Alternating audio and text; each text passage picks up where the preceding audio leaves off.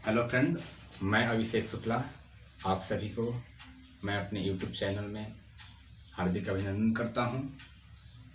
अभी तक यदि मेरे चैनल को सब्सक्राइब नहीं किए हैं तो कृपया सब्सक्राइब करें, बेल आइकन को दबाएं ताकि जो भी वीडियो अपलोड करूं सबसे पहले आप तक पहुंचे। तो हम फिर आज आपके लिए मुख्य इम्पोर्टेंट टॉपिक लेकर चले हैं, जो है आपका वेपर प्रेशर, वाष्प दाब। वाष्प दाब होता क्या है? यदि अभी तक आप स्पष्ट रूप से नहीं जान पाए होंगे तो यहाँ आपको बता देंगे कि वाष्प दाब होता क्या है, वाष्प दाब है तो क्या है। तो सबसे पहले आपका वेपर प्रेशर जो आता है वह आपका वाष्प दाब होता है कि नियत ताप पर किसी वाष्प द्वारा आरोपित दाब वाष्प दाब कहलाता है। ये तो परिभाषा हो गया कि नियत ताप पर किसी वाष्प के द्वारा आरोपित दाब वाष्प दाब कहलाता है, लेकिन याद करने से बहुत अधिक होगा कि याद होगा, कभी नहीं याद होगा, लेकिन यहाँ हम बताएंगे जिससे आप स्पष्ट रूप से जान पाएंगे कि वाष्प दाब है तो क्या है। देखिए बोर्ड पर, यहाँ पर हम लिए हैं दो बीकर दिखाई दे रहा है। वह बीकर अंदर है और बाहर से बेल जार से इसको क्या किए हैं, पूरी तरह से ढक दिए हैं। ढकने के बाद इसमें जो यह दिखाई दे रहा है यह आपका क्या है, शुद्ध विलायक है। शुद्ध विलायक में यदि जल को ही ले लेते हैं शुद्ध विलायक में, तो इसमें केवल विलायक के अणु ही उपस्थित हैं। तो विलायक के अणु उपस्थित हैं, तो जब इसे ताप दिया जाएगा तो इसका क्या होगा, वाष्पीकरण होगा। और वाष्पीकरण आप जानते हैं कि वाष्पीकरण कब होता है, जब टेम्परेचर दिया जाता है तो वाष्प के रूप में परिवर्तित होता है, तो वाष्पीकरण होगा। वाष्पीकरण होने के बाद यहाँ पर आपका जो यह दिखाई दे रहा है यह वाष्प बन रहा है।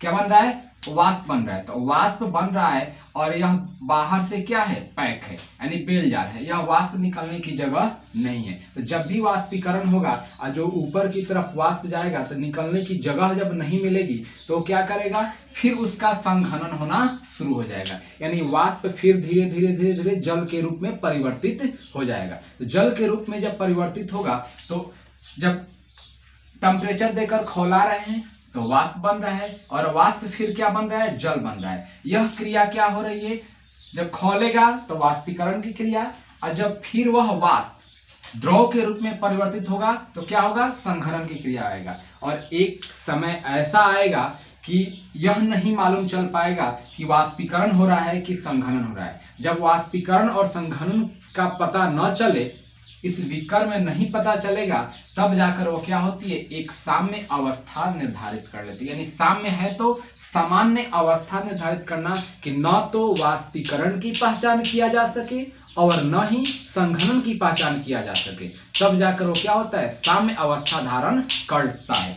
तो यह एक शुद्ध विलायक था। शुद्ध विलायक में आपको इसको खौलाकर यहाँ पर देख रहे हैं अणु दिखाई दे रहा है, वाष्प के अणु। और दूसरे बीकर की तरफ इधर जाइएगा तो इस पर गौर कीजिएगा, इसमें क्या है, विलेय प्लस विलायक है। दो चीज खुला हुआ है, विलेय प्लस विलायक। जो इसमें दिखाई दे रहा है या ऐसे जो गोले की तरह दिखाए हैं वो आपका क्या है, विलायक के अणु है।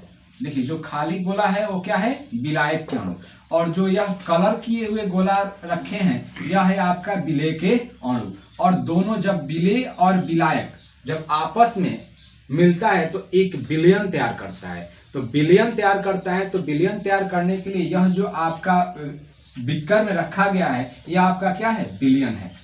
तो स्पष्ट आप जानते होंगे कि जब हम इसको खौलाएंगे या जल को ही ले लेते हैं और जल में हम क्या करते हैं, शक्कर को मिलाते हैं, चीनी को। तो चीनी को मिलाने के बाद जल के कुछ अणु में चीनी के अणु जाकर क्या करेंगे, उस स्थान को ग्रहण करेंगे। जैसे देखिए पहले जल था और इसमें जब चीनी डाले हैं तो कुछ स्थान को ये क्या कर लिए हैं, चीनी के अणु ग्रहण कर लिए हैं। तो जब ग्रहण कर लिए हैं, जब यह इसका वाष्पीकरण होगा तो क्या होगा, कुछ ही वाष्प इससे बाहर निकलेंगे, और वो भी वाष्प बाहर निकलेगा तो किसका निकलेगा, केवल विलायक का। किसका, केवल विलायक का, यानी केवल जल ही वाष्पीकरण होगा, क्योंकि शक्कर जो होता है वह अवाष्पशील होता है, वाष्पशील नहीं होता है। तो विलेय का वाष्पीकरण नहीं होगा, केवल क्या होगा, विलायक का वाष्पीकरण होगा। और विलायक का वाष्पीकरण होगा तो शुद्ध विलायक के वाष्प से कम होगा, शुद्ध विलायक के वाष्प से इसका वाष्प क्या होगा, कम होगा। देख सकते हैं यहाँ पर फिगर में, देखिए इसका वाष्पीकरण की कितनी अणु दिखाई दे रही है और इसकी वाष्पीकरण की कितनी अणु दिखाई दे रही है, दोनों में अंतर दिखाई दे रहा है। शुद्ध विलायक का अधिक वाष्प दाब है और यहाँ पर जो विलयन तैयार है विलेय प्लस विलायक उसका क्या है, कम वाष्प दाब है। तो वाष्प दाब मुख्य रूप से एक ही टॉपिक से आप कह सकते हैं कि वाष्प दाब है तो क्या है। तो वाष्प दाब वही होता है कि द्रव की सतह पर वाष्प के द्वारा आरोपित दाब, द्रव की सतह पर वाष्प के द्वारा आरोपित दाब वाष्प दाब कहलाता है। फिर से एक बार देख लीजिएगा, द्रव की सतह पर, जैसे यह द्रव की सतह है, वाष्प के द्वारा, यह वाष्प है, वाष्प के द्वारा आरोपित दाब, यह नीचे की तरफ जो दाब प्रेशर देगा वही आपका क्या कहलाता है, वाष्प दाब कहलाता है। तो यहाँ वही चीज परिभाषा में था, किसी नियत ताप पर किसी वाष्प के द्वारा आरोपित दाब वाष्प दाब कहलाता है और किसी द्रव की सतह पर वाष्प के द्वारा आरोपित दाब वाष्प दाब कहलाता है। जैसे आपकी अपनी भाषा में हो वैसे आप उसका डिफिनेशन कर सकते हैं। यहाँ पर वही चीज लिखे हैं, at a given temperature the pressure extracted by the liquid vapour पर इज कॉल्ड वेपर प्रेशर।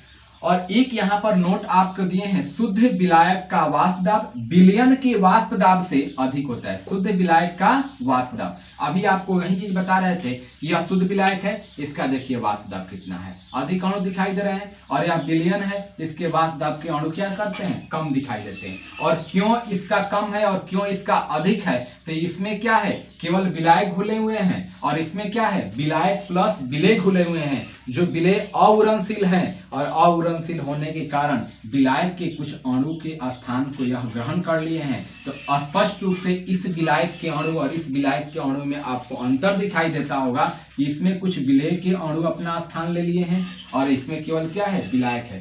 तो मुख्य रूप से इसका वाष्प दाब क्या होगा, कम होगा। तो शुद्ध विलायक का वाष्प दाब विलयन के वाष्प दाब से अधिक होता है, यानी कभी भी इसके वाष्प दाब से इसका वाष्प दाब क्या होगा, अधिक होगा। किसका, शुद्ध विलायक का वाष्प दाब अधिक होगा विलेय प्लस विलायक के वाष्प दाब से। आप इसको आप नोट कर लीजिए। देखिए अभी बताया आपको कि यदि विलेय अउरणशील हो तो विलायक का वाष्प दाब शुद्ध विलायक के वाष्प दाब से कम होता है। यदि विलेय अउरणशील होगा तब शुद्ध विलायक का वाष्प दाब अधिक हो जाएगा और विलायक का वाष्प दाब कम हो जाएगा। उसी के आधार पर एक नियम का प्रतिपादन किए राउल्ट वैज्ञानिक ने। राउल्ट ने क्या किया कि एक नियम दिया कि किसी विलयन के ऊपर विलायक का वाष्प दाब शुद्ध विलायक के वाष्प दाब और उसके मोल प्रभाज के गुणनफल के बराबर होता है। तो ये तो मान लीजिए कि परिभाषा है याद करने के लिए। यहाँ पर आपको बताते हैं कि कोई भी विलयन हो, किसी भी विलयन का जो आपका विलायक का वाष्प दाब होगा, विलायक के वाष्प दाब आंशिक दाब यानी P जो होगा शुद्ध विलायक के वाष्प दाब और उसके जो मोल प्रभाज होंगे उनके गुणनफल के योग के क्या होता है, बराबर होता है। जैसे शुद्ध, फिर से देख लीजिए बता रहे हैं, जैसे विलायक हो गया उसका वाष्प दाब है और शुद्ध विलायक और मोल प्रभाज दोनों का जो गुणनफल होगा वह विलायक के वाष्प दाब के क्या होगा, बराबर होगा। जो यहाँ संकेत में लिखे हैं PS और P0 x1 यानी P0 क्या है, शुद्ध विलायक का वाष्प दाब और x तो परिचित है मोल प्रभाज से, मोल अंश से, तो x बराबर क्या हो गया, मोल प्रभाज और PS विलायक का वाष्प दाब हो गया। तो यहां पर आपका देखिए शुद्ध विलायक और उसका मोल प्रभाज का क्या है, गुणनफल है, किसके बराबर, तो विलायक के वाष्प दाब के बराबर। और यहाँ पर PA और PA0 x A लिखे हैं, इसका मतलब हुआ कि अवयव दो हो गया, एक अवयव को A से सूचित कर दिए और दूसरे अवयव को B से सूचित कर दिए। तो जब A अवयव के लिए वाष्प दाब होगा तो A अवयव के लिए वाष्प दाब आपका यह राउल्ट का नियम देता है, B अवयव के वाष्प दाब के लिए राउल्ट का नियम ये मिला, तब जाकर आपका मुख्य रूप से राउल्ट के नियम का प्रतिपादन किया गया। तो राउल्ट का नियम प्रतिपादन किस पर किया गया, तो वाष्प दाब पर ही प्रतिपादन किया गया। उसमें विलायक विलयन के वाष्पदाब था और विलायक के, शुद्ध विलायक के वाष्पदाब था। उससे एक निष्कर्ष निकलता है कि किसी विलयन के वाष्पदाब का अपेक्षिक अवनमन उसमें घुले अउरणशील विलेय के मोल अंश के बराबर होता है। किसके? अउरणशील, जो उड़ता नहीं हो, अउरणशील विलेय के मोल अंश के बराबर होता है। किसका वाष्पदाब? विलयन के वाष्पदाब का अपेक्षिक अवनमन। और अवनमन की जो क्रिया होती है, अवनमन मतलब क्या होता है? जैसे आप कहीं से ऊपर से नीचे की तरफ झुकते हैं तो वो अवनमन की क्रिया हुआ, यानी घटने की क्रिया। और उन्नयन एक आता है, उन्नयन मतलब होता है कि नीचे से ऊपर की तरफ देखना, वो आपका क्या होता है? उन्नयन होता है। तो वाष्पदाब का अपेक्षिक अवनमन की जो क्रिया होगी, घटने की जो क्रिया होगी, वह आपका क्या होगा? अउरणशील विलेय के मोल अंश या मोल प्रभाज्य के क्या होगा? बराबर की क्रियाएं होती है। और एक ही चीज इसमें आपको देखने को मिलता होगा, आप अभी तक गौर नहीं किए होंगे, लेकिन हम बता दे रहे हैं कि यहाँ पर जो हम PS की बात करते हैं और P0x1 की बात करते हैं, इसी प्रकार से पहले हम वीडियो में बताए थे हेनरी का नियम। तो हेनरी के नियम के अनुसार क्या था? KHX था, आंशिक दाब क्या था? KHX। देखिए यहाँ पर एक हेनरी का नियम लिखकर याद दिला देते हैं कि यह एक दूसरे के समाकलन होता है। जैसे हम P बराबर KHX लिख दिए, या इससे आप परिचित होंगे कि यह क्या है? हेनरी लॉ है। इसके बाद हेनरी के बाद चलते हैं तो राउट का नियम लिख देते हैं। राउट नियम, राउट नियम में वहीं P से स्विच करिए या PS से स्विच कीजिए, कोई दिक्कत नहीं है। P0x1 या X के रूप देते हैं। और यहां पर एक गौर करने वाली बात है कि देखिए, यदि KH हेनरी स्थिरांक शुद्ध विलायक के वाष्पदाब के बराबर हो जाए तो हेनरी नियम राउट नियम के अनुकूल हो जाएगा। क्योंकि जब दोनों यहां से हम यदि हटा देते हैं तो क्या हो रहा है?